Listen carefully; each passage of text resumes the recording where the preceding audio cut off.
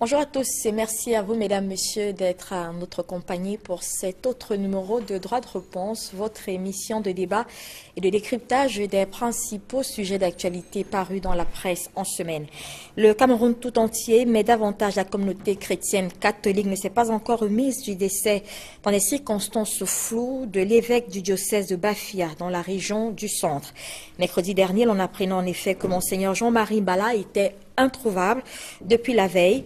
Le corps du prélat sera retrouvé vendredi dans les eaux, comme l'indiquait une note découverte dans sa voiture le jour même de sa disparition. Une mort suspecte, choquante, déconcertante, ont commenté plusieurs observateurs.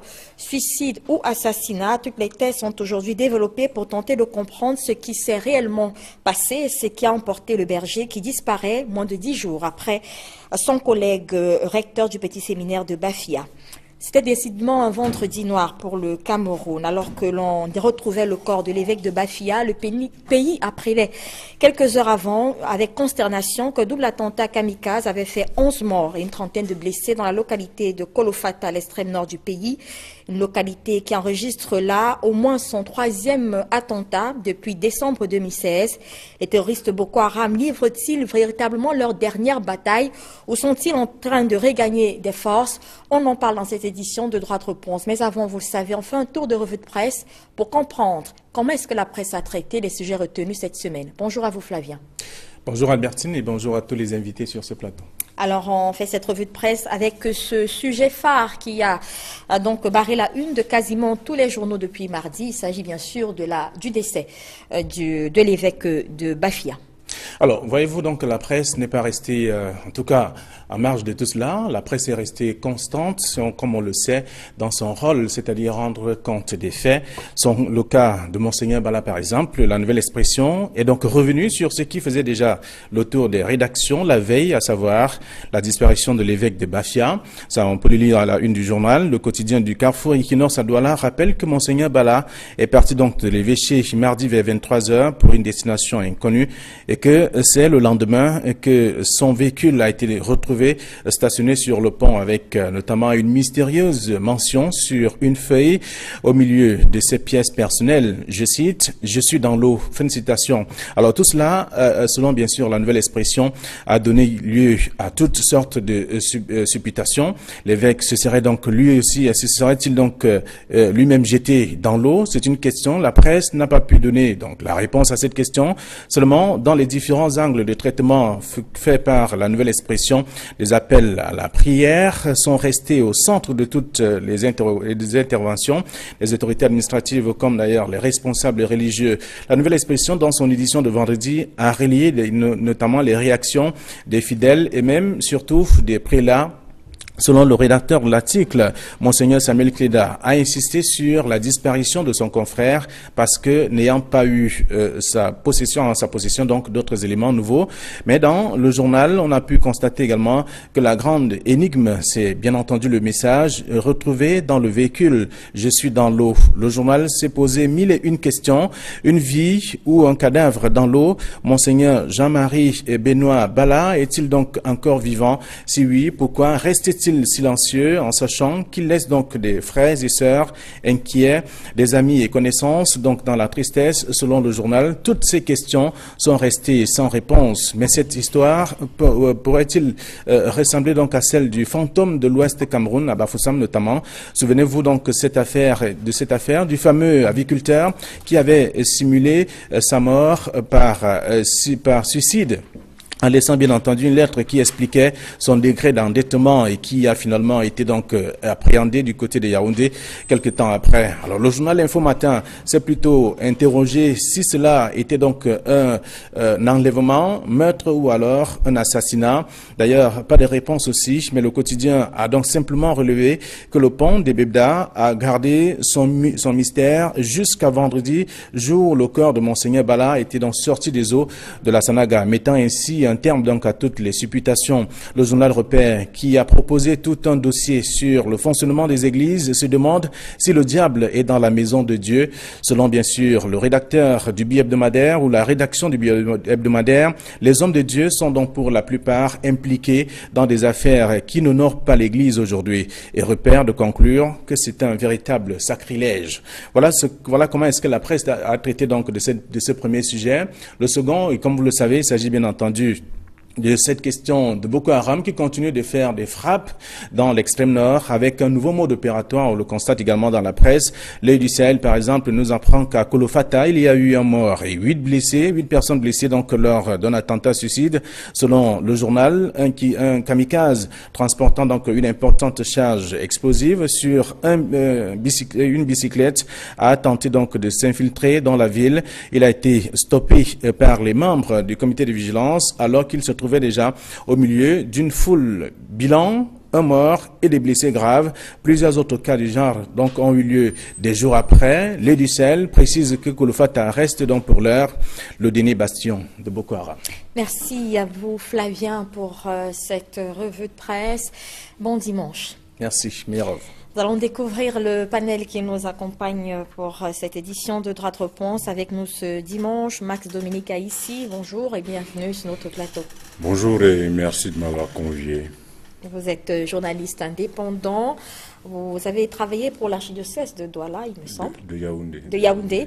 Et vous êtes proche de l'Église catholique. Vous êtes d'ailleurs un chrétien catholique engagé. Oui, je le revendique et je peux vous assurer que je suis très meurtri. Depuis le début de la semaine, je le suis davantage d'ailleurs. On se demande si la découverte du corps n'était pas plutôt un soulagement, mais en fait c'est le début d'une nouvelle douleur. Parce que tant qu'on ne l'avait pas retrouvé, on avait cette espérance-là de se dire on le retrouvera peut-être vivant, on ne l'a pas retrouvé vivant, on est tous meurtris. Et sans doute que je vais commencer par m'incliner devant la mémoire de mon Seigneur et exhorter tous ceux qui nous écoutent à vivre cet événement dans la dignité. Merci à vous d'avoir accepté notre invitation ce dimanche. Et également avec nous, Edmond Kambia, bonjour. Bonjour Albertine, je salue tous les copanélistes ainsi que tous les téléspectateurs qui nous regardent en ce moment. Alors vous êtes journaliste vous également, vous êtes en service au quotidien La Nouvelle Expression, chef service politique et politique internationale, consultant pour notre émission Droit de Réponse. Vous êtes également un chrétien catholique bien engagé. C'est le cas. Merci. Merci également à vous, Dr Charles Ngadjifuna, d'être avec nous ce dimanche. Bonjour, madame. Merci d'avoir accepté notre invitation. Vous êtes ancien à l'université de Douala et vous êtes sociologue. C'est exact. Je profite également pour passer un bonjour dominical à tous vos téléspectateurs et particulièrement à la communauté des chrétiens de Bafia qui pleurent encore leur évêque. Merci. Et nous attendons donc un quatrième panéliste qui va peut-être nous rejoindre tout à l'heure, Maître Charles Tchongan, qui doit nous rejoindre pour ces débats, mais nous allons sans plus attendre commencer. Nous le disions tout à l'heure, le corps de Monseigneur Jean-Marie Benoît Bala a donc finalement été retrouvé en matinée, vendredi, dans la localité de Tchang, non loin de Monatélé, à une vingtaine de kilomètres des Bebda, un peu comme l'indiquait donc la fameuse note retrouvée dans les véhicules du prélat 2 jours plus tôt. L'évêque de Bafia était donc dans l'eau. Mais comment en est-il arrivé là? Répondre à cette question hante désormais les esprits de tous ceux qui, d'une manière ou d'une autre, se sentent proches de cette affaire. Alors, Edmond Kambia, cette affaire, finalement, selon vous, a plus un caractère choquant ou surprenant? L'affaire, on peut peut-être l'appeler comme ça, l'affaire de l'évêque de Bafia. Les deux, à la fois, c'est choquant, parce que ça ébranle, à la limite même la foi pour les chrétiens. Et c'est choquant parce que c'est inattendu. Personne ne peut imaginer un prêtre ou un évêque se suicider, par exemple. Ça, c'est une hypothèse. Mais je voudrais commencer, avant d'aller au fond, n'est-ce pas, de la question que tu viens de me poser, en tant que chrétien catholique, n'est-ce pas, supplier Dieu le Père Tout-Puissant, par l'Esprit Saint et en Jésus-Christ, d'éclairer toutes les autorités de police, de gendarmerie, de justice, qui enquêtent en ce moment sur la mort qualifiée de suspecte de Monseigneur Jean-Marie Benoît Bala, l'évêque de Bafia. Je prie également notre Seigneur d'accorder sa miséricorde à l'évêque de Bafia qui vient de nous quitter dans des circonstances assez difficile. Une situation qui plonge dans la consternation, non seulement les fidèles du diocèse de Bafia, l'Église catholique qui est au Cameroun, mais également tout le peuple de Dieu qui est au Cameroun.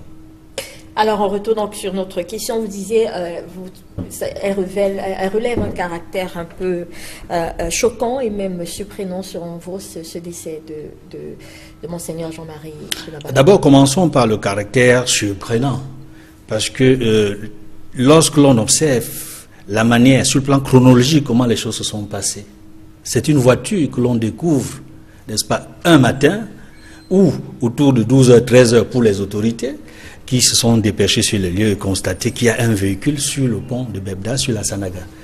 C'est un axe lourd qui est très fréquenté, très prisé par les voyageurs. Et la première surprise vient de ce que, comment est-ce que on a pu laisser pendant plusieurs heures un véhicule sur un axe aussi fréquenté, sur un axe de grande circulation? Comment est-ce possible? Où étaient les autorités, où étaient les services compétents pour s'assurer qu'un véhicule sur un pont ne peut pas rester pendant plusieurs heures? Parce que on va l'aborder peut-être dans la deuxième partie de ce débat, la question de Boko Haram. Parce que imaginez un scénario où un véhicule est sur un pont avec des explosifs et le pont explose. Donc c'est là le caractère. Ça c'est la première question, le caractère surprenant, la première, parce qu'il y a deux choses surprenantes. La première c'est celle-là, sur le plan de la sécurité, sur le plan de la stratégie.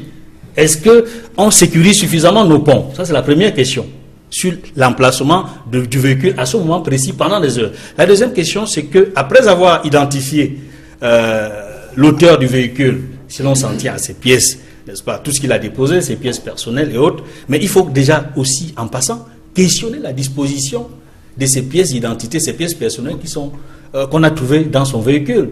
J'ai dit, après donc avoir retrouver ce véhicule-là qui appartient effectivement à l'évêque, la question qui se pose, avec le message qu'on a trouvé et qui suscite toute la controverse, je suis dans l'eau, est-ce possible qu'un évêque puisse se jeter à l'eau si l'on admet l'hypothèse du suicide? Alors, ça, c'est la question. On reviendra à tout cela tout à l'heure. Alors avec vous, docteur Charles Ngakifna, depuis l'annonce de cette disparition qui est devenue depuis vendredi un décès confirmé, les populations ont réagi, on a tout et presque tout entendu, peut-être même ce qu'on n'aurait pas dû entendre. Comment est-ce que vous appréciez la façon dont la population a réagi à cette affaire? Disons que la réaction de la population est un peu mitigée. Il faut distinguer au moins entre deux catégories. Une catégorie des fidèles qui est resté dans l'émoi et la consternation à savoir que leur évêque n'est plus de ce monde, ou au moins jusqu'à ce qu'on retrouve le corps, était encore dans l'espérance et dans les prières. Et à côté de cela, il faut distinguer une deuxième catégorie, ma foi un peu pernicieuse, qui a tenté un peu de banaliser le fait pour entrer, je crois que je ne vous apprends rien sur ce que les internautes ont dit, essayer un peu de banaliser et à la limite bafouer la dignité de celui qui, au-delà d'être simplement homme, était un prêtre de Dieu, en plus couronné d'une distinction d'évêque. Maintenant, de l'autre côté, il y a également une catégorie subsidiaire ou peut-être transitoire, qu'on pourrait appeler celle qui est restée à la limite, qui soufflait le chaud et le froid en même temps. Je crois que c'est la catégorie dans laquelle s'inscrit l'ordre politique ou gouvernemental. Je crois que le précédent orateur a fait quand même un peu écho de cet aspect difficilement compréhensible de ce qu'un véhicule de 23 heures, et que, si vous revenez bien à la déclaration du préfet de la zone, c'est dit d'avoir été informé vers 13 heures. Donc on ne comprend pas qu'un ouvrage qui relie, je crois, toute la zone de l'Ouest, parce qu'il faudrait tenir compte de cette dimension. Donc cet ouvrage d'art, un véhicule stationné, et en principe, un évêque, au-delà d'être un homme classique, dans Bafia, reste quand même une autorité. Donc le véhicule Prado de l'évêque était connu. Alors comment nous pouvons partir de cette heure-là jusqu'à la moitié de la journée pour que les autorités se déploient sur le terrain? Ça, c'est une piste. Il y a également une deuxième piste. Qu'est-ce qu'on fait de notre police administrative qui doit balayer quand même la zone pour savoir qu'il y a une police, il y a une gendarmerie, ainsi de suite? La recherche était à quel niveau pour arriver à cette dimension-là? Mais je préfère privilégier la piste de ceux qui estiment que tout ce que Dieu fait est bon. Alors, est-ce que les réactions, justement, comme vous l'avez classifié, est-ce qu'on peut comprendre, par exemple, ceux qui ont d'une manière ou d'une autre, se sont mis à dénigrer la situation. Est-ce que ça s'explique aujourd'hui? Est-ce que ça dénote quelque chose dans leur face, dans cette réaction des gens qui, au lieu de ressentir un certain émoi face à la situation, prennent une situation qui se met à banaliser? Est-ce qu'on peut expliquer ça? Est-ce qu'il y a une explication, je dirais, scientifique de la chose? Disons que dans une approche purement scientifique, on pouvait dire que leur approche relève d'une figure de style de banalisation, c'est-à-dire que de considérer le dossier comme on en fait, du fait de l'aspect drôle de la situation qui est resté incompréhensible et qui relève dans cette dimension-là soit du mythe, soit du mystère, ou alors soit de l'énigme. Mais il y a une autre composante qu'il faudrait quand même intégrer, ça peut relever d'une dépravation d'ordre éthique et moral qui ne confère plus rien à la dignité humaine de l'homme et par conséquent à banaliser ce qui relève même du thanatos, c'est-à-dire ce qui relève de la mort. Max-Dominique ici, je le disais tout à l'heure, vous êtes chrétien catholique engagé, vous êtes proche même du clergé. Est-ce qu'il est concevable dans l'Église qu'un évêque se donne la mort? Est-ce que c'est un scénario qui passe? Écoutez, c'est un scénario qui passe difficilement pour un certain nombre de raisons. Vous savez, on devient prêtre au bout minimum de 7 ans de formation. Pas 7 ans d'études, comme on a tendance à... C'est 7 ans de formation. Et pour ceux qui passent par le petit séminaire, ils font 7 ans d'études en formation. C'est-à-dire que vous faites des études, le cycle primaire, le cycle secondaire, que tout le monde fait, mais vous le faites en formation, c'est-à-dire que vous êtes dans des conditions particulières. Dans des conditions de formation. Ce n'est même pas un simple internat. C'est vraiment une formation. Donc, vous avez quelqu'un qui a été pendant 3 ans minimum formé à la philosophie. Et je vous dis bien formé, je ne vous dis pas qui a appris la philosophie. C'est-à-dire qu'on lui apprend à penser comme un philosophe, à réagir en philosophe, à fonctionner en philosophe. Et puis vous prenez 4 ans où on lui apprend à penser en théologien, à réagir en théologie. C'est-à-dire que la philosophie et la théologie sont une intuition au bout de la formation au presbytérat. Donc, il y a ce qui est de l'ordre de l'humain, et le docteur, je parle sous son contrôle, tout ce qui est humain peut arriver à tout le monde. Donc, on ne peut pas dire que l'ordination presbytérale vous crée une surhumanité, fait de vous un Highlander, un insensible, a priori, mais je peux vous garantir que pour ce qu'on subit, pour ce qu'on vit, pour la transformation qu'on vit, pour la déformation même. Vous avez vu certains qui sont sortis des petits séminaires, des grands séminaires, souvent ont du mal à rentrer dans la vie sociale normale parce que vous avez été déformé, enfin, vous avez été réformé. Donc, se lever un matin et dire que quelqu'un qui a suivi ce processus, qui, de surcroît, au bout d'une 15aine d'années, a été ordonné évêque. Et quand vous êtes désigné comme évêque, vous passez encore un certain nombre de choses qui vous forment au ministère épiscopal. Donc, et après, vous avez une vie de 14 ans d'évêque.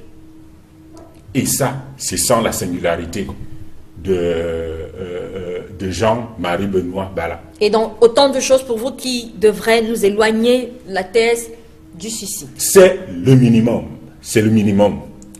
Là, je vous parle très globalement, c'est-à-dire que le jour où on vous dira qu'il est arrivé quelque chose à Samuel Cléda, ça, a priori, ça ne peut pas être ce type de choses. Je vous dis bien a priori, parce qu'il est formé à ça.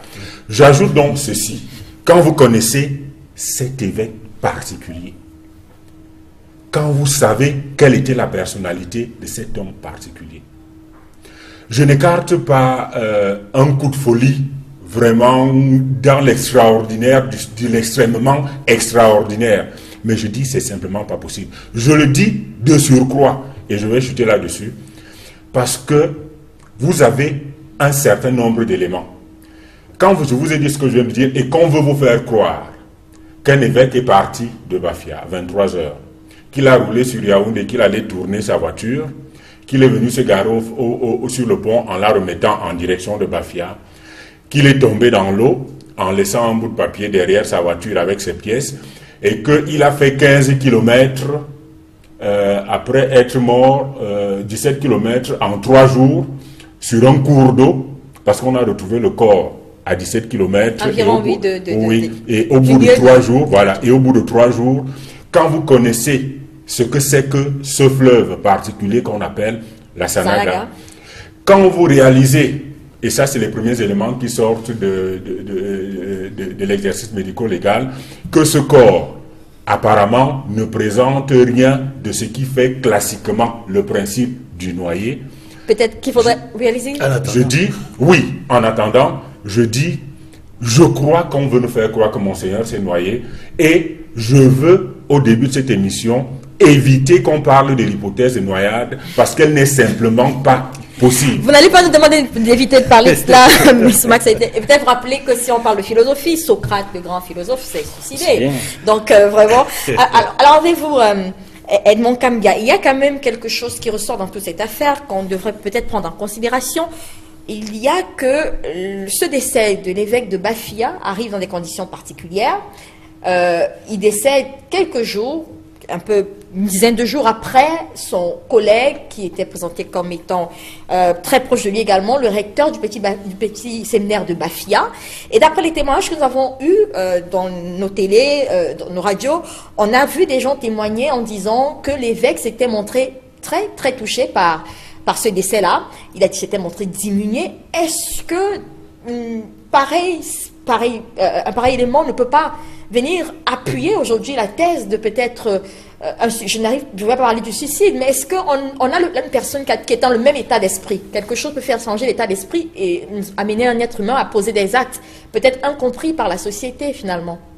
Oui, effectivement, ce détail n'est pas anodin, il est même important dans l'analyse pour comprendre ce qui a pu se passer. Parce que nous essayons simplement de comprendre et d'analyser la situation. Exactement, en précisant que des enquêtes sont bien sûr ouvertes et que là, nous sommes juste en train d'essayer de comprendre, ce qui a pu se passer dans le comportement de l'évêque de Bafia, Monseigneur Jean-Marie Benoît Bala.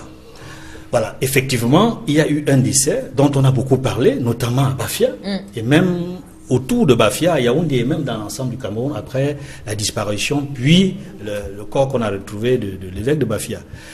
Selon les propres collaborateurs, les proches, n'est-ce pas, de l'évêque décédé de Bafia, il semblait déprimé la veille, en tout cas quelques jours avant déjà, après le décès d'un de ses proches, j'allais dire un de ses collaborateurs, et j'allais même dire un bras droit, le recteur du petit séminaire Saint-André de Bafia, dans des conditions, j'allais dire, qualifiées de mystérieuses, parce que je ne sais pas si la police a déjà rendu son rapport dans ce cas-là.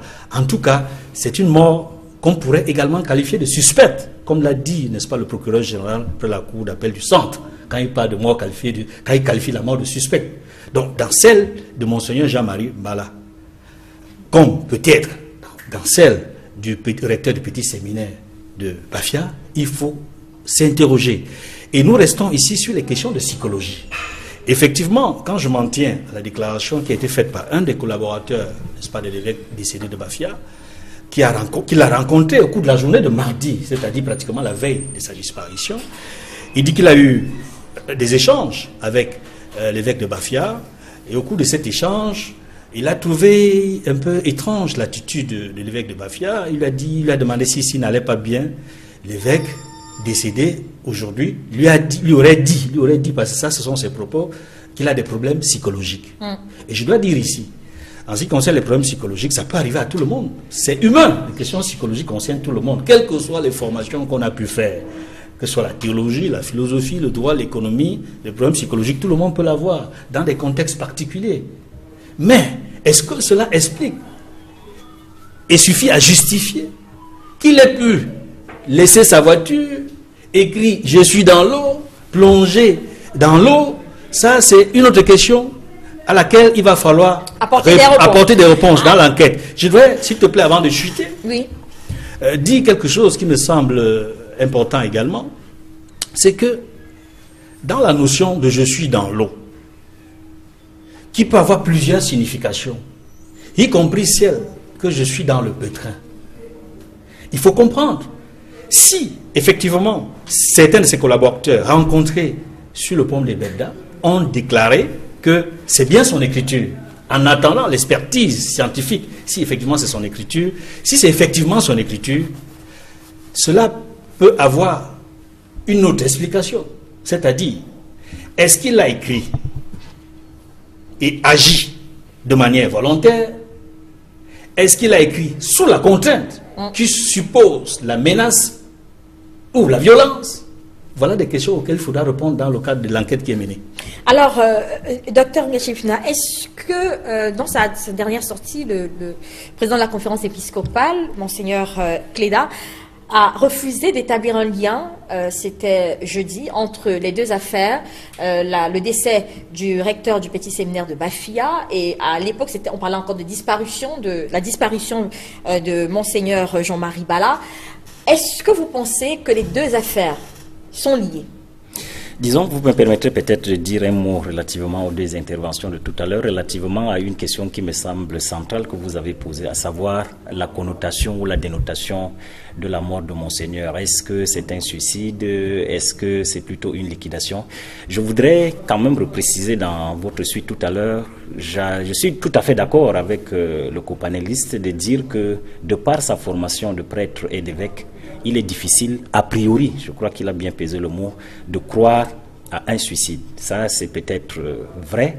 D'autant plus vrai que, vous voyez bien, en rentrant dans le texte biblique, on ne dit pas de messe pour des gens qui se suicident. Donc, la situation de la mort à l'état actuel de Monseigneur Bala pose un véritable problème au droit canon.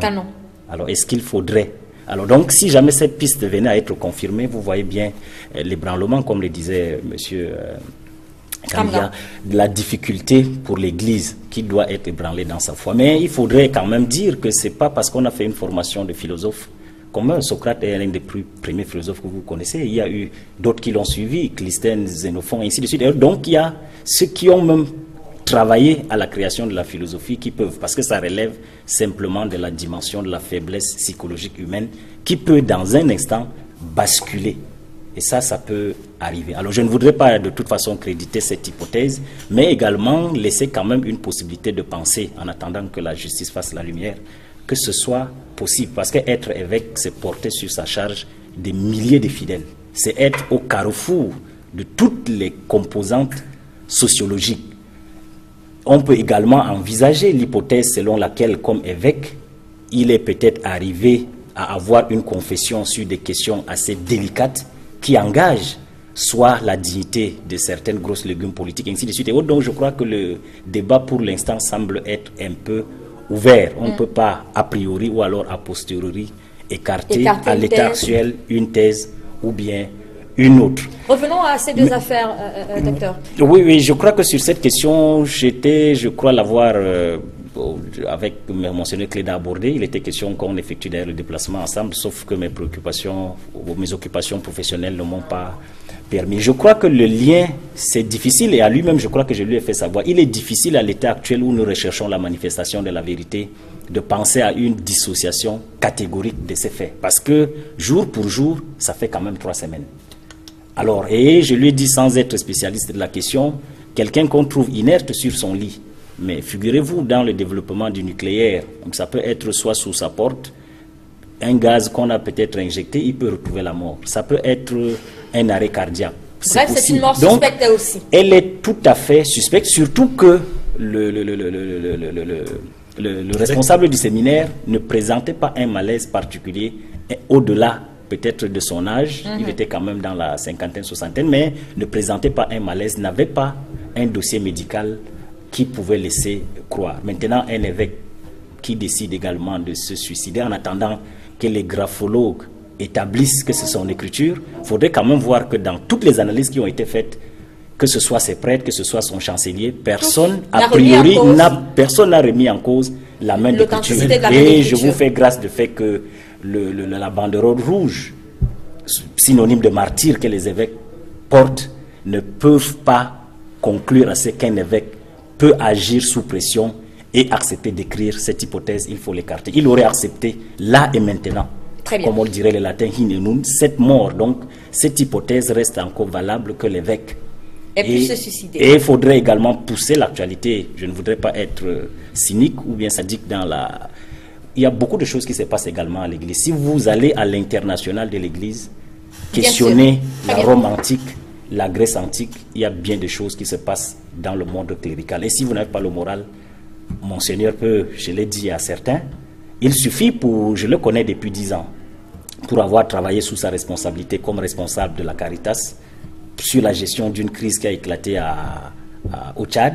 Je connais bien l'homme.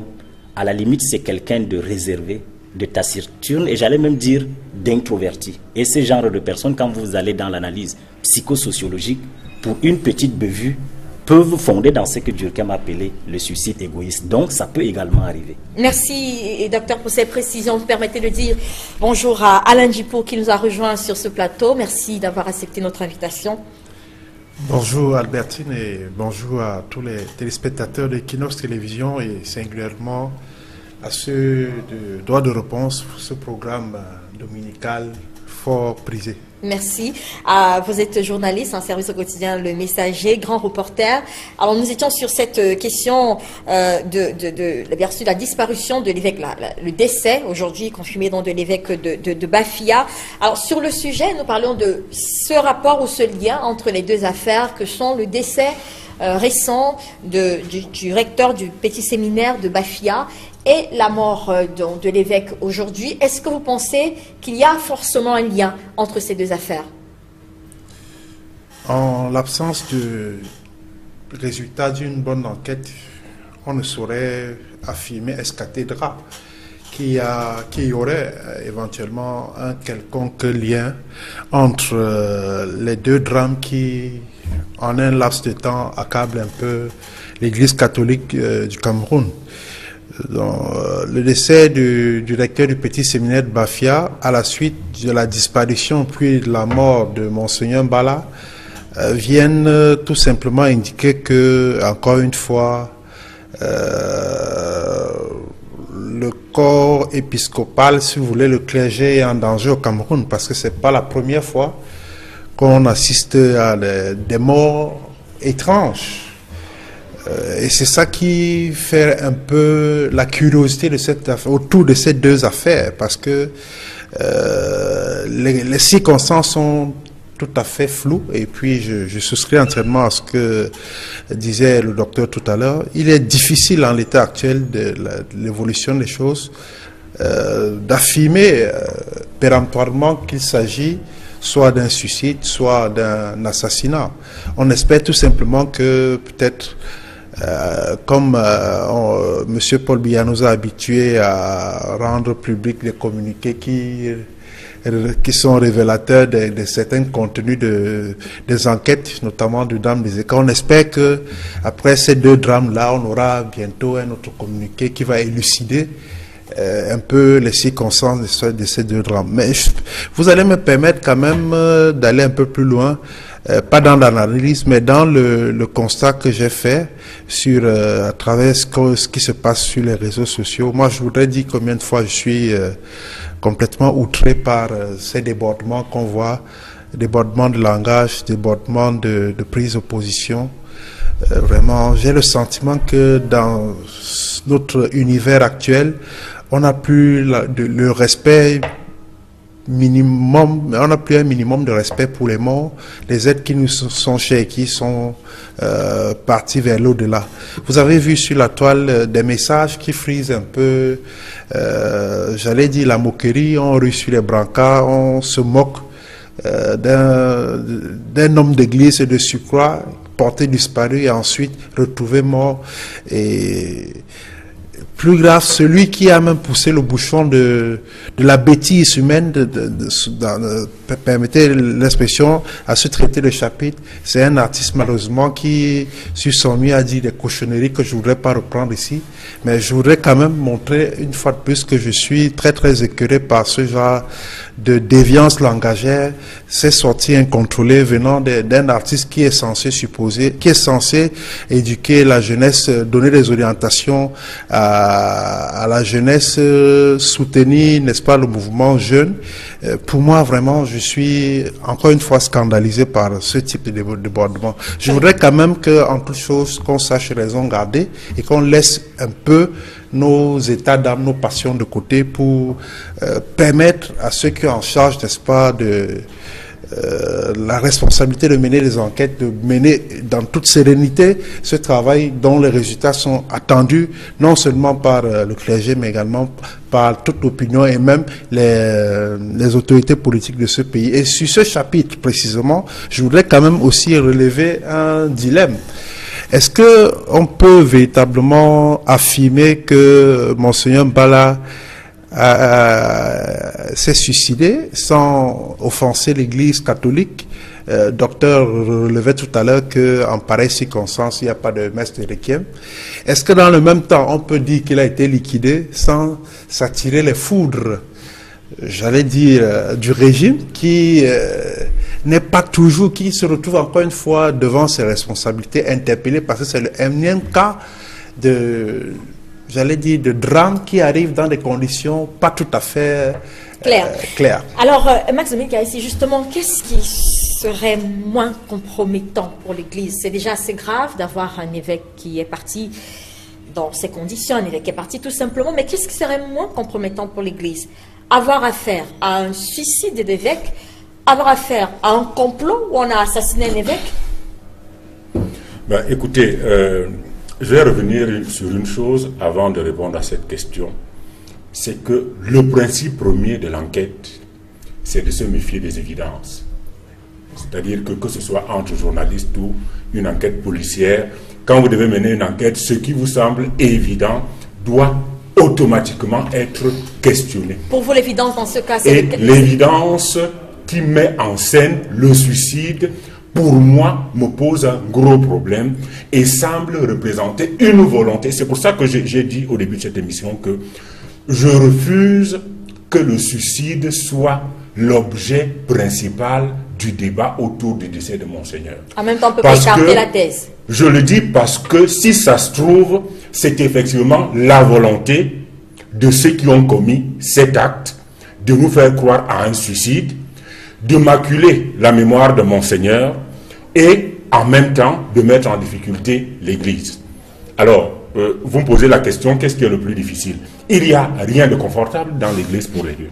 C'est d'un inconfort incroyable. Et vous le voyez bien dans l'attitude à la fois de la conférence épiscopale ou même de Rome.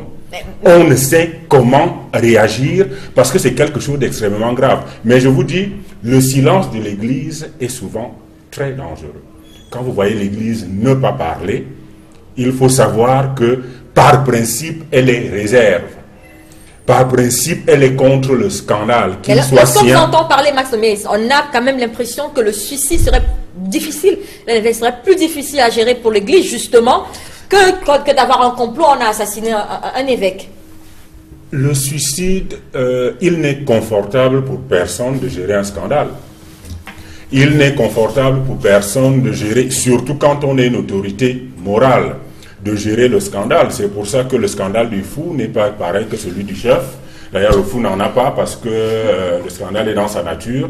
Le scandale du chef n'est pas pareil à celui du gouverneur. Celui du président n'est pas pareil et celui du prêtre ne sera jamais pareil. Non, il est évident que l'Église est dans son inconfort, qu'il s'agisse d'un meurtre ou d'un suicide. Cette expression, c'est parce que j'arrive pas à lui trouver un synonyme, parce que je déteste l'utiliser. Je déteste l'utiliser parce que j'ai vraiment le sentiment, quand je la sors de ma bouche, que je sers la volonté de quelqu'un qui veut noyer le poisson. Maintenant, et je suis d'accord avec vous, tout comme je suis d'accord avec le docteur, on ne peut pas l'éviter parce que malheureusement les circonstances et l'histoire nous l'ont posé comme l'évidence première d'un événement dont il faut déclarer, il faut rechercher les causes profondes. Mais la réalité c'est que, vous savez, l'Église, pour ceux qui y vont, c'est un lieu où on va chercher l'apaisement. C'est un lieu où on va trouver sens à des choses qui n'en ont pas. C'est un lieu où on va rechercher la vie quand on a l'impression de frôler la mort. C'est un lieu où on va rechercher la santé quand on a l'impression d'être bousillé par la maladie. C'est un lieu où on va chercher l'espérance quand on a l'impression de désespérer. Donc, de devoir entendre dire que le médecin est mort de la même maladie que vous, qui est censé vous soigner, ou bien qu'il est même mort d'une maladie encore plus bénigne que la vôtre, ne fait plaisir à personne. C'est pour ça que moi, en tant que chrétien, je suis dans un inconfort incroyable. Et j'imagine tous ceux avec qui j'en ai parlé dans l'église avec. Et c'est pour cela que j'insiste. Si nous suivons la piste du suicide, croyez-moi, nous faisons les affaires de celui qui a mis en scène ce suicide. Vous insistez là-dessus? Oui, j'insiste là-dessus parce qu'il y a au moins 2 raisons qui vous disent formellement qu'il ne peut pas s'agir d'un suicide. Très bien. Alors, justement, est-ce que ce ne sera pas là le problème, Edmond Kambia? On a affaire à une église qui a une image. On a affaire à une église qui voudrait préserver une certaine image du clergé, une certaine image des personnes qui ont la charge, comme vient de le dire Max Dominica ici, de servir de reconfort à ces fidèles qui vont venir dire leurs problèmes, à ces prêtres, Est-ce que justement on peut faire confiance en l'enquête qui sera déroulée? Est-ce qu'une enquête pourrait froidement nous dire qu'il s'agirait d'un suicide, quitte à salir l'image de l'Église catholique? Tu sais, Albertine, on juge le maçon au pied du mur. Nous ne pouvons pas préjuger. On sait Il faut peut-être que je note que les enquêtes qui ont été ouvertes dans les autres cas, jusqu'aujourd'hui, restent bien muettes. Ce ne sont pas les seuls. Hein. Effectivement, dans le cas d'assassinat de beaucoup de prêtres et d'évêques au Cameroun, les enquêtes n'ont pas connu un aboutissement heureux. Bon, disons que sur cette question précise, je m'en voudrais de ne pas apporter un petit détail avant de répondre à ta question concernant le lien, pour achever, pour terminer avec cette partie-là, un lien possible entre le décès du recteur du Petit Séminaire de Bafia et l'évêque de Bafia. On peut comprendre que, parce que l'évêque de Bafia qui est décédé a été déprimé non pas seulement par le décès de ce prêtre-là, mais par ce qui a pu se dire autour de la mort du prêtre. Vous savez, beaucoup de choses indécentes, inacceptables, ont été dites sur la nature des relations entre Monseigneur Mbala et l'évêque et le prêtre décédé, recteur du Petit Séminaire de Bafia. Et en tant qu'être humain, si on se met à sa place, on peut comprendre. Des êtres humains malgré tout. Oui, parce qu'on est des êtres humains après tout. On peut comprendre qu'il soit choqué par ce qu'il a pu entendre, non seulement de Monsieur Tout-le-Monde, mais des fidèles qu'il croise chaque jour à la cathédrale, qui ont pu penser qu'il a pu commettre un certain type d'acte de nature douteuse avec son frère et confrère prêtre. Je dis, avant de passer à l'autre question, que le seul fait d'y penser peut vous amener à avoir un comportement assez étrange. Maintenant, sur la question que tu as posée, en réalité, qui précède la question que tu as posée ici, s'il fallait faire un choix entre 2 mots, le suicide et l'assassinat, moi je vais aller les deux sont certes inconfortables, mais je peux vous dire que le suicide est plus dramatique et dangereux en termes de conséquences pour l'Église. Alors justement, je posais la question de savoir... L'assassinat, on ne l'accepte pas dans l'Église. Mais on peut comprendre cela. Parce qu'il serait mort en martyr. Est-ce que l'Église catholique... Mais s'il s'est suicidé, et tu me le permettras, je reviendrai sur les dispositions prévues par le catéchisme de l'Église catholique mais est-ce que sur le suicide. Pourrait justement accepter un suicide aujourd'hui, même si on arrivait à cette conclusion? L'Église catholique qui est au Cameroun acceptera difficilement le suicide de Monseigneur Mbala. Pour plusieurs raisons. Et la première concerne tous les témoignages que nous avons entendus jusqu'aujourd'hui sur l'homme qui est décédé. Sur l'homme qui est décédé. Que ce soit rencontrer n'importe quel évêque, rencontrer n'importe quel prêtre du diocèse de Bafia, et vous dira que c'était un homme posé, un homme mesuré, un homme de conviction, un homme qui avait les pieds sur les épaules, un homme qui réfléchissait avant d'agir. Et on l'a vu dans leur formation, dans leur séminaire, dans tout ce qu'ils font. C'est-à-dire que rien ne laisse présager une telle issue, pas seulement pour un évêque, j'ai dit pour un prêtre, normalement. Donc, l'hypothèse du suicide, je pense elle est presque écartée. Alors, en attendant l'aboutissement des enquêtes. Oui, je voudrais abonder dans son foi, peut-être pour ne pas trahir des conversations avec des archevêques de la place. Mais je peux vous assurer que, quelle que soit l'issue de l'enquête, jusqu'à l'heure actuelle, la tendance est à penser qu'il s'agit plutôt d'un assassinat. Et je l'ai dit avec l'autorité d'avoir causé avec ceux qui étaient sur le lieu à la suite du nonce, qui estiment, peut-être aussi avec raison, ou les scientifiques nous diront, dans les principes de base de ce qu'on a appelé cytologie, dans l'étude des cellules, entendu que quand un corps reste longtemps dans l'eau, il peut être soit sujet à de l'osmose, c'est-à-dire aspirer de l'eau, ou alors de dialyse, c'est-à-dire expulser. Ce qu'ils ont vu ne peut pas conclure à un suicide parce que le corps était bien raide. Pour un corps qui a mis au moins 48 heures dans l'eau, cette hypothèse, je ne voudrais pas citer ces archevêques, mais je l'ai dit avec l'autorité de deux grandes sommités. Un de ces prêtres, ce n'est simplement pas possible.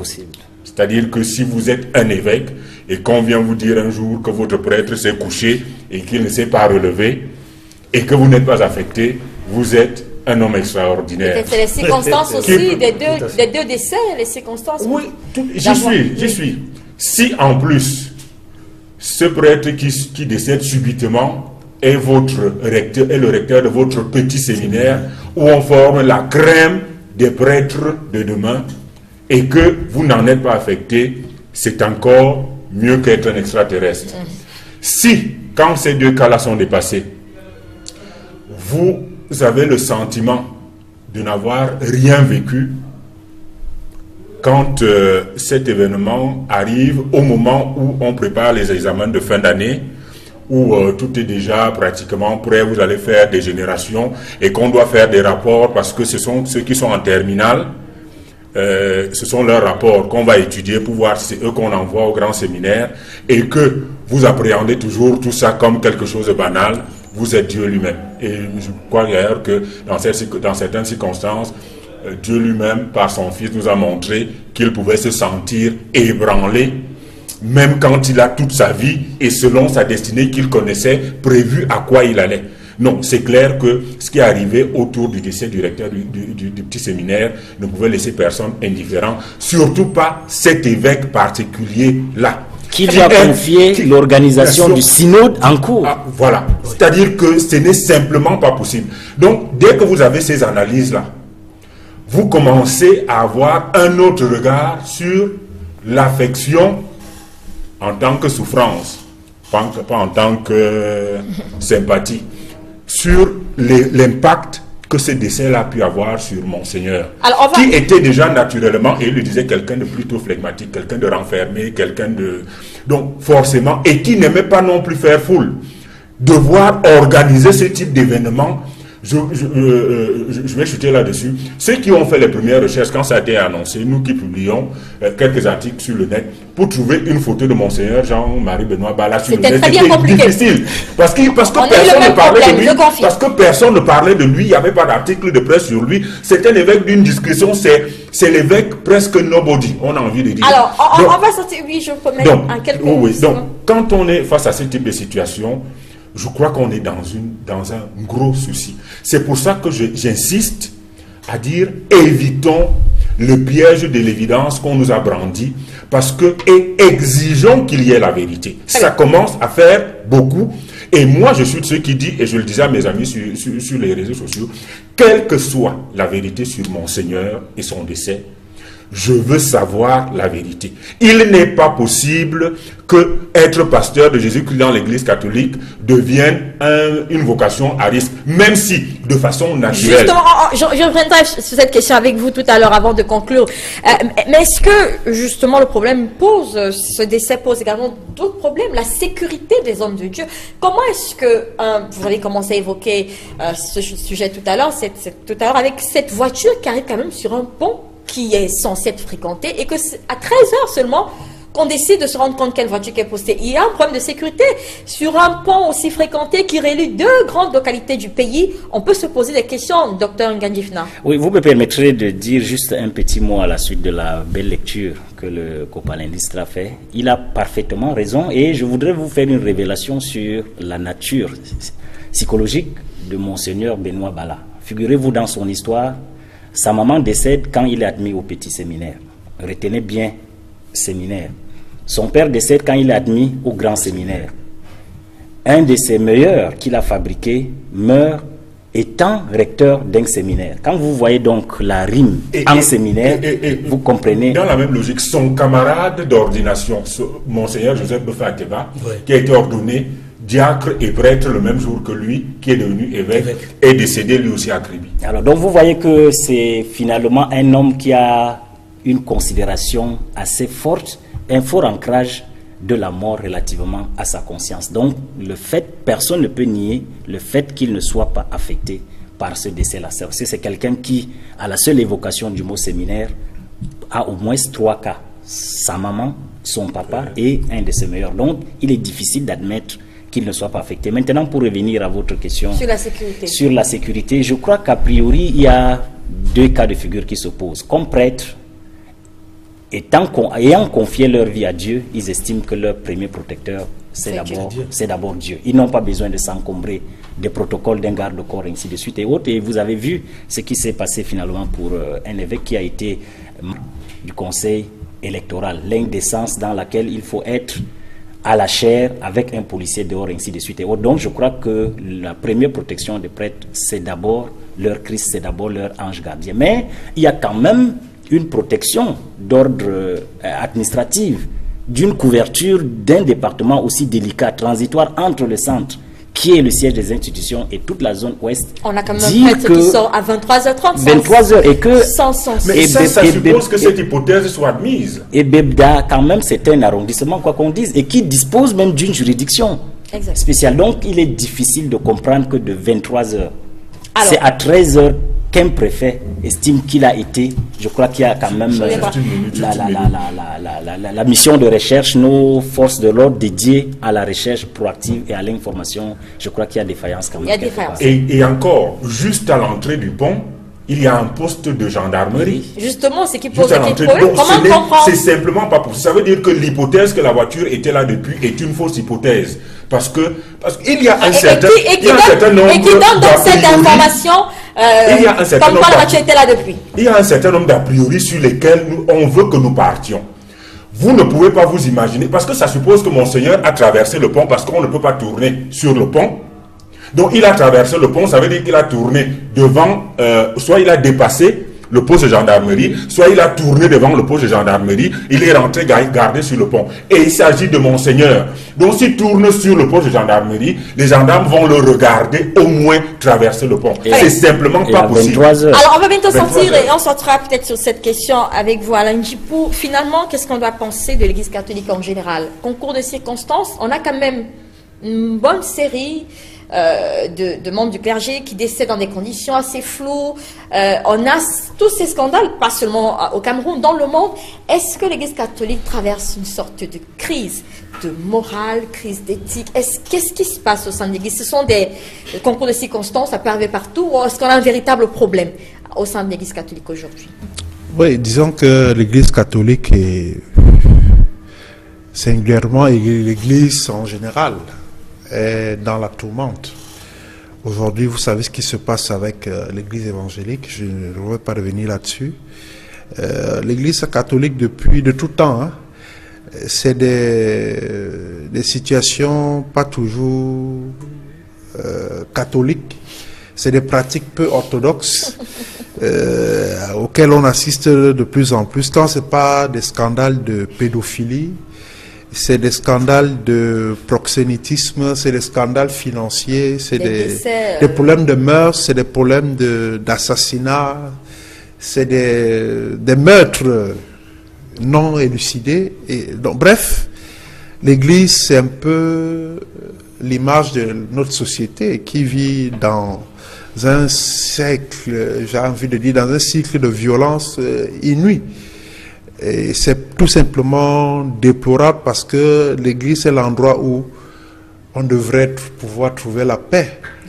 Mais quand aujourd'hui, c'est au sein de l'Église qu'il y a toutes les pires situations violentes, toutes les pires cauchemars de la vie, la mort, le meurtre, l'assassinat, le suicide, le sadomasochisme, la pédophilie, toutes les mauvaises pratiques que vous pouvez imaginer, on trouver un terrain fertile au sein de l'Église aujourd'hui. Et c'est tout simplement déplorable quand ce sont nos bergers qui sont en réalité la courroie de transmission de ces mots que nous décrions. Très bien. On va sortir, docteur. Est-ce que ça pourrait permettre de comprendre la réaction de la société qui devient moins sensible et peut-être qui raille un décès comme celui d'un évêque aujourd'hui, cette société qui a peut-être perdu la confiance qu'elle avait vis-à-vis de l'Église? Effectivement, la réaction hérétique de la composante populaire peut se comprendre parce que vous pouvez bien comprendre dans l'image bien comprise de l'Église ou de la Bible qui estime que ce sont des brebis au tête duquel il y a un berger, mais quand c'est le berger qui est en débandade, vous pouvez comprendre que dans toutes les directions, tout azimut, les brebis vont dans tous les sens. Donc ça ouvre la voie à une porosité d'interprétation, à une déliquescence morale, à une certaine paupérisation d'ordre éthique, et j'allais dire finalement à un incivisme au niveau social. Donc ça peut se comprendre du moment où c'est le berger qui est esquinté. Une dernière bruit. Oui, parce qu'on a évoqué le suicide, mais on n'a pas évoqué les textes qui parlent du suicide dans l'Église catholique. Oui, je voudrais les évoquer rapidement pour dire que même si le nouveau code de droit canon de 83 ne mentionne pas de manière explicite la question du suicide, qui existait dans l'ancien code de droit canon, il y a le catéchisme de l'Église catholique dans au moins 4 dispositions qui portent sur le suicide, notamment les dispositions 2280, 2281, 2283. Je reviens sur une des dispositions, au moins celle, la disposition numéro 2283, qui dit ceci, qu'il ne faut pas désespérer du salut éternel des personnes qui se sont suicidées. Dieu, par les voies que lui seul connaît, peut ménager, n'est-ce pas, une repentance, l'occasion d'une repentance salutaire pour ces personnes-là. Et l'Église demande, dans cette disposition 2283 du catéchisme de l'Église catholique, de prier pour les personnes qui ont attenté à leur vie. Il y a la disposition 2280 qui dit que chacun est responsable de sa vie devant Dieu qui la lui a donnée. Et qui dit qu'en réalité, nous sommes non pas les propriétaires de notre vie, mais les intendants de notre vie. Et il y a la disposition 2281 qui suit la 2280, qui est très claire sur le fait que le suicide est un acte contraire à la volonté de Dieu vivant. C'est un acte contraire à l'inclination naturelle de l'être humain qui cherche à conserver, à perpétuer sa vie. Mais je voudrais terminer, si tu le permets, sur la disposition 2282 qui est très importante, dont l'un des aspects, et je vais insister là-dessus, porte sur les troubles psychiques graves. Parce qu'on a beaucoup parlé de troubles psychiques dans ce débat. L'une des dispositions de la disposition 2282 dit que lorsqu'il y a des troubles psychiques graves, l'angoisse, la crainte grave à l'épreuve de la torture ou de la souffrance, cela peut diminuer la responsabilité du suicidaire. C'est même un principe sur et ça, c'est très important. Ça part d'un principe de la responsabilité d'un acte moral. Absolument. C'est-à-dire que pour que vous soyez considéré comme responsable d'un acte moral, il faut que vous ayez conscience et que vous ayez pris la décision de façon libérée de poser votre acte. Ça veut dire que si on vous pousse à vous suicider, vous n'êtes pas le responsable de votre Effectivement. suicide. Si vous vous suicidez en situation dans un état de trouble psychologique grave, vous n'êtes pas considéré comme responsable. Alors, et ça, c'était l'une des dispositions qu'il fallait mentionner, c'est la disposition 2282. Le suicide a dans des circonstances atténuantes.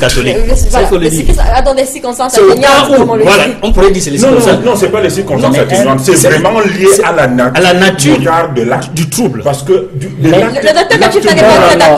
dans le cas d'espèce, ce serait encore une humiliation et une honte pour l'Église de dire qu'un évêque, si vous rentrez dans la définition, nous validons pas la thèse du suicide.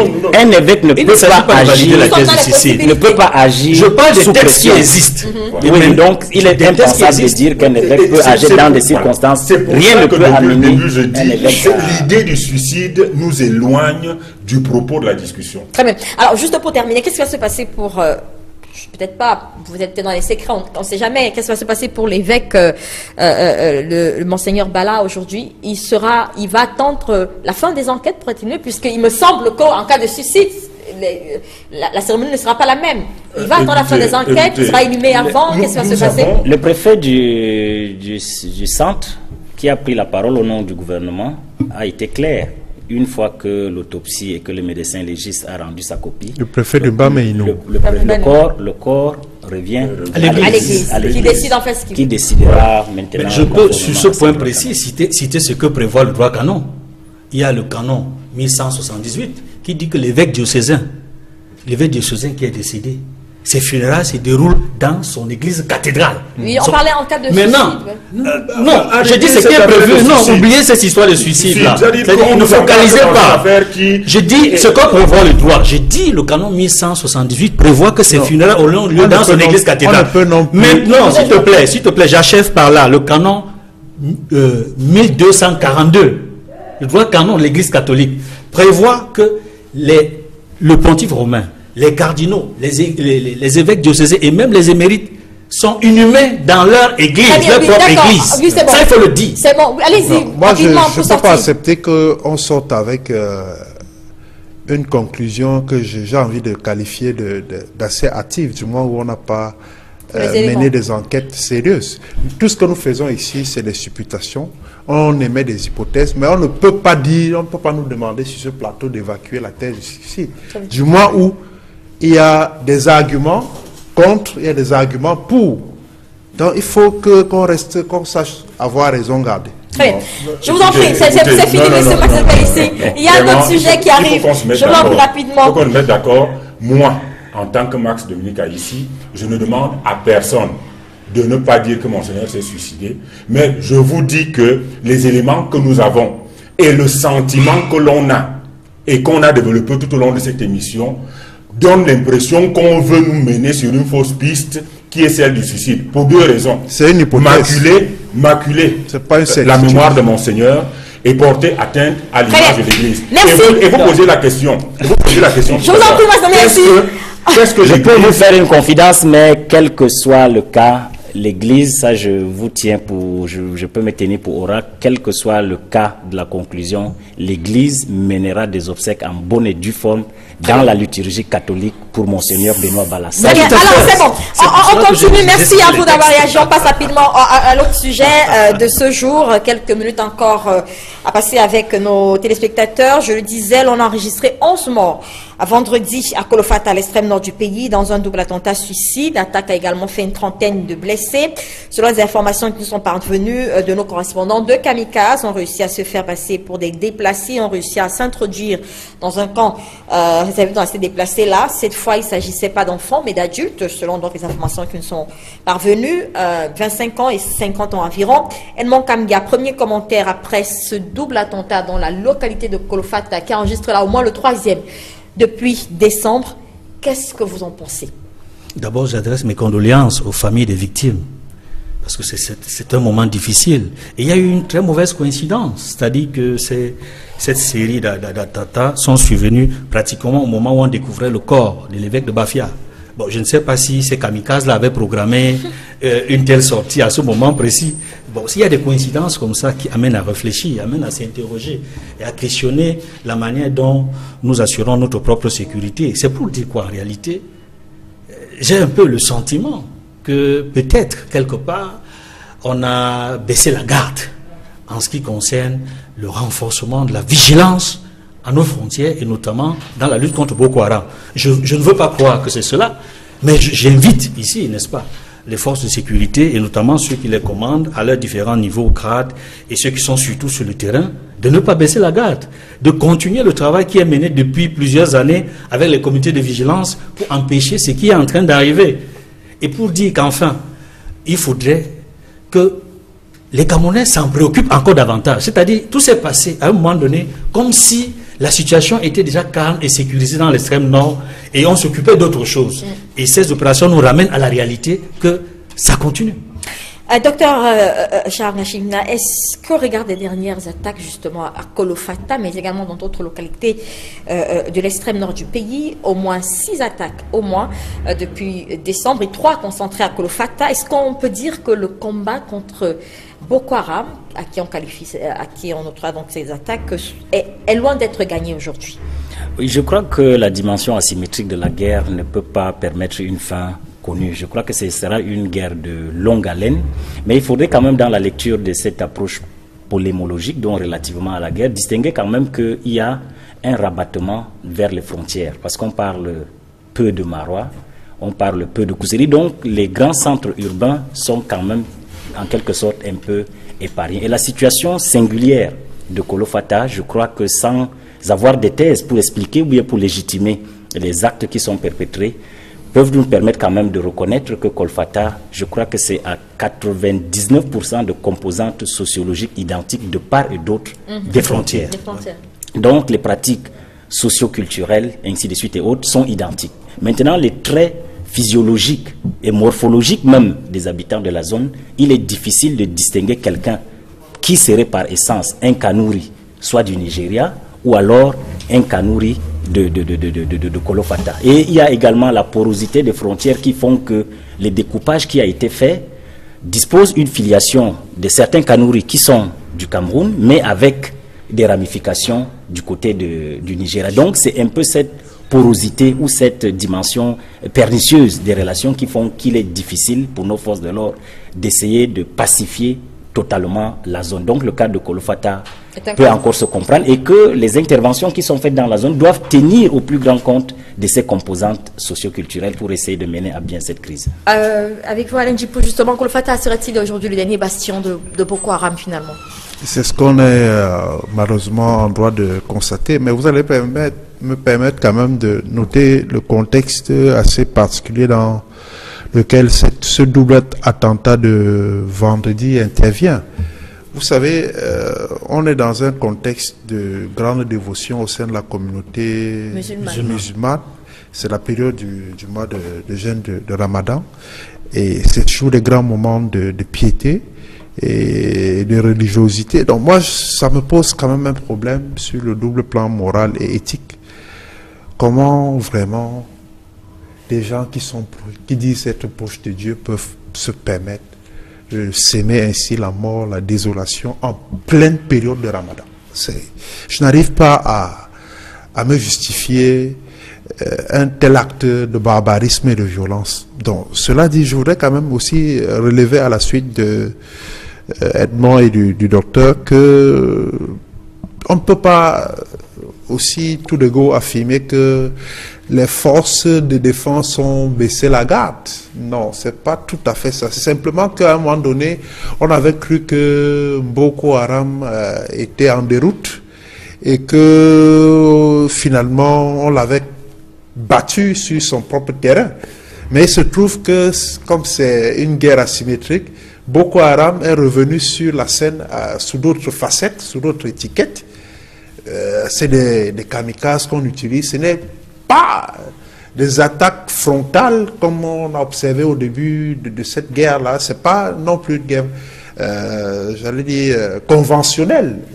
Vous le savez. Donc, ça fait que chaque jour que Dieu crée, eux aussi, ils ont des stratèges. Ils pensent à d'autres moyens de tuer, de perpétrer les actes de violence et de barbarie.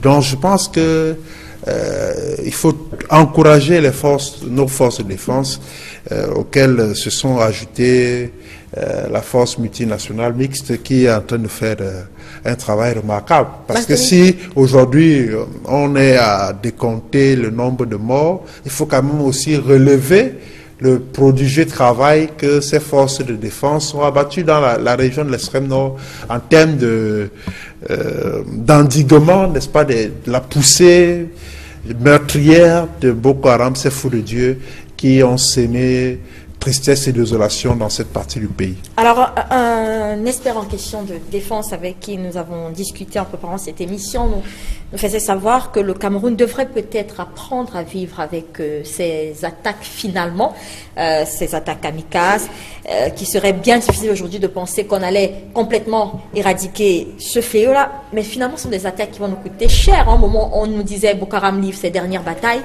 des batailles qui coûtent de plus en plus cher au Cameroun en termes de personnes que l'on perd et même d'éléments des forces de défense qu'on perd dans cette guerre. Je ne sais pas qui est le prophète qui a dit que Boko Haram livrait ses dernières batailles. Mais on l'a entendu de nos autorités. Voilà, mais je vous dis simplement que Londres vient d'être frappé 2 fois en 2 semaines. Enfin, peut-être un peu plus. Et donc, vous réalisez que si vous accusez Londres d'être incapable de sécurité, c'est que vous accusez toute l'Europe d'être incapable. Non, non, non.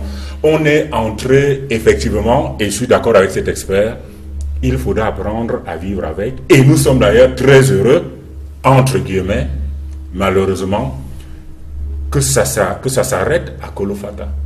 C'est-à-dire qu'aujourd'hui, il ne faut pas s'imaginer que c'est du jour au lendemain que... Non, non, non, on va vivre avec, et peut-être même très longtemps. Pour vous, et peut-être pour même... vous, on a réussi à circonscrire une zone? Il ne s'agit même pas de circonscrire, ça voudrait dire qu'on aurait sacrifié Kolofata pour la sécurité du reste du pays. Non, pas circonscrire, mais c'est simplement qu'il faut vivre avec. Il faut s'attendre à ce que, à un moment ou à un autre, que ça finisse par exploser. En fait, j'ai le sentiment... La difficulté que nous avons sur ces explosions sporadiques qui font très mal, c'est qu'on ne communique pas assez sur, par exemple, des attentats qui sont déjoués. C'est pour ça que vous avez vu en Occident, on communique énormément sur les attentats qui sont déjoués pour éviter ce côté catastrophique quand adviennent des attentats qui, eux, ils l'ont compris, sont un cycle avec lequel ils vivront assez longtemps. Tant que l'idéologie perdurera, tant qu'il n'y aura pas un policier à chaque mètre et demi de la frontière, ce qui ne peut pas arriver, tant qu'on ne pourra pas avoir des caméras de surveillance, encore que ils en ont, ça arrive quand même. Donc, fatalement, je crois qu'il faut vivre avec. Le problème, comme il le disait, c'est qu'il faut travailler à communiquer au niveau du travail qui se fait sur le terrain pour que les populations n'aient pas le sentiment que une explosion, un attentat un jour est en fait une preuve de vitalité, mais que la somme des attentats déjoués montre au peuple qu'en réalité, un attentat est 1/1000 de ce que les gars sont préparés à faire au quotidien. Et ça aura un impact psychologique, me semble-t-il, plus important. Alors, Edmond Kamga, justement, apprendre à vivre avec ces attentats, c'est apprendre à communiquer, c'est en faire peut-être aussi une priorité. On a l'impression que la population s'est un peu émoussée. Quand on a découvert, je vais le dire ainsi, ces attentats, ces attaques de Boko Haram, on a vu une certaine mobilisation de la part des médias, de la part des autorités. Aujourd'hui, on a comme l'impression que les attentats à l'extrême nord du pays sont relégués à la rubrique des faits divers. On en fait peut-être plus des priorités. Est-ce que c'est cette façon d'apprendre à vivre avec ces attentats, c'est-à-dire se dire, voilà, c'est normal, ça peut arriver, et puis bon, ça fait rien. On a quand même des personnes qui meurent, 11 personnes, ou 9 si vous voulez, c'est beaucoup. Oui, c'est beaucoup. Une seule personne qui meurt innocente, c'est beaucoup. Donc, quand Boko Haram, il y a eu 11 morts, y compris 2 qui soient de Boko Haram, cela signifie qu'il y a eu pratiquement 9 morts, et c'est immense, c'est beaucoup. Je comprends également ce qu'on entend par apprendre à vivre avec. Prenez des pays comme la Palestine, Israël, l'Afghanistan. Ça fait partie du quotidien. Ça fait partie du quotidien, les opérations kamikazes. L'Irak, c'est pas tout à fait le même scénario, mais bon. Oui, nous ne vivons pas, disons, ce n'est pas encore exactement comme dans cette partie du monde. Mais très heureusement d'ailleurs. Oui, et ça, il faut le dire grâce, n'est-ce pas, au travail de nos forces de sécurité et de défense, qu'il faut féliciter ici. Mais apprendre à vivre avec, c'est au-delà de la communication, c'est de faire en sorte que chaque Camerounais, là où il se trouve, se sente solidaire du Camerounais qui souffre, à cause de Boko Haram. Parce qu'on n'en parle pas beaucoup, il y a des populations qui sont déplacées à cause de Boko Haram. Au même titre, c'est-à-dire qu'ils devraient bénéficier d'une certaine, j'allais dire, affection et d'un accompagnement de l'État, autant que les personnes réfugiées qui nous viennent du Nigeria, de Centrafrique et autres. Mais nous-mêmes dans la presse, dans la communication, nous ne parlons pas beaucoup de nos frères déplacés. J'ai dit, nous ne parlons pas assez des Camerounais déplacés à cause de ce phénomène de Boko Haram. Donc il faudrait que nous apprenions également à soutenir nos propres frères qui, pour diverses raisons, ne peuvent plus vivre normalement dans cette partie du pays. Docteur Ngadjifna, sur la question, Est-ce que justement il y a comme certaines baisse d'attention des Camerounais face à ces attaques à l'extrême nord du pays? Est-ce que vous avez l'impression qu'on s'est un peu émoussé après cette grande vague qu'on avait connue des attaques Boko Haram? Je ne voudrais pas rentrer dans le secret du dispositif militaire que je ne maîtrise pas, mais il ne me semble pas percevoir une idée de relâchement. Je crois que l'analyse précédente a été claire. On parle d'un cas. Alors, combien de cas ont été déjoués? C'est la question fondamentale. Parce qu'il est impossible, même dans les pays qui disposent des mesures de protection, vous avez vu ce qui s'est passé à côté de l'Élysée, ainsi de suite et autres. Donc, je crois que même les pays qui ont un passé guerrier ou alors une logistique militaire assez n'échappent pas à cette règle-là. Donc, je crois qu'il n'y a pas... Non, la thèse du relâchement n'est pas possible. La thèse du soutien moral. On se souvient de ces coups de cœur qui avaient été organisés pour nos soldats. Aujourd'hui, voilà, c'est... Je crois que la population prend la mesure de ce que c'est une secte qui agit, pas de manière frontale, mais qui utilise des subterfuges et des artifices quotidiens pour changer des techniques relativement à nos forces de l'ordre. Donc, s'il c'était une guerre assez classique, je crois qu'on l'aurait emporté depuis. Donc, les populations sont au courant de ce que c'est une guerre pernicieuse, lâche, vicieuse, et que nos forces de l'ordre essayent de parer quelquefois à ce qui arrive. Donc, la population ne me semble pas être désemparée. Il faudrait seulement redoubler d'efforts, de vigilance et de collaboration et maintenir le cap de la vigilance. Alain Djipo. Non, je voudrais quand même dire que on ne peut pas affirmer que les populations sont insensibles aux souffrances des déplacés de la guerre. Non. Vous savez, dans ce pays, on a organisé des opérations de coup de cœur destinées à venir en soutien aux populations victimes de la guerre dans cette partie du pays. Et chaque jour, il y a même des comités de vigilance qui s'organisent autour, n'est-ce pas, des forces de défense pour dénoncer, faire des alertes et faire des trucs. Donc, les populations sont solidaires à celles qui sont exposées aux affres de Boko Haram. Bon, peut-être à l'image du sommet de l'État qui me semble ne pas avoir pris toute la mesure pour qu'il aille au front booster le moral des troupes. Et on note quand même une certaine lassitude, parce que c'est quand même une guerre qui remonte à plus de 3 ans déjà. Et depuis que notre chef de l'État l'a déclaré à Paris, on n'a pas eu le sentiment que lui-même se montre tellement préoccupé en étant plus proche des forces de défense, lui qui est par ailleurs le chef des armées. Je pense qu'il devrait, au-delà des financements qui sont parvenus à plusieurs reprises venant de la présidence de la République, je crois que au-delà de ces financements, un déplacement boosterait encore davantage le moral et des populations et des forces de défense qui sont aux troupes. Peut-être là de ne pas avoir leur chef avec eux. Je vais être d'accord avec Edmond. Nous avons un souci, c'est que nous ne connaissons pas trop ce qu'on appelle service après-vente chez nous. Vous savez, les autres savent vendre leur drame. Dès qu'il y a quelque chose à Paris, on vous le fait consommer et vous montez, comme on dit chez nous, vous descendez, vous vous sentez ému par ce qui se passe là-bas. Or, qu'est-ce qui se passe chez nous? Il n'y a que M. Guitama qui se débrouille quelque part avec de l'œil du salaire, à balancer un truc de temps en temps sur Facebook. 2 personnes qui veulent engueuler Paul Biya le copient, non pas par émotion pour ce qui s'est passé, mais pour dire tout le mal qu'ils pensent de Paul Biya.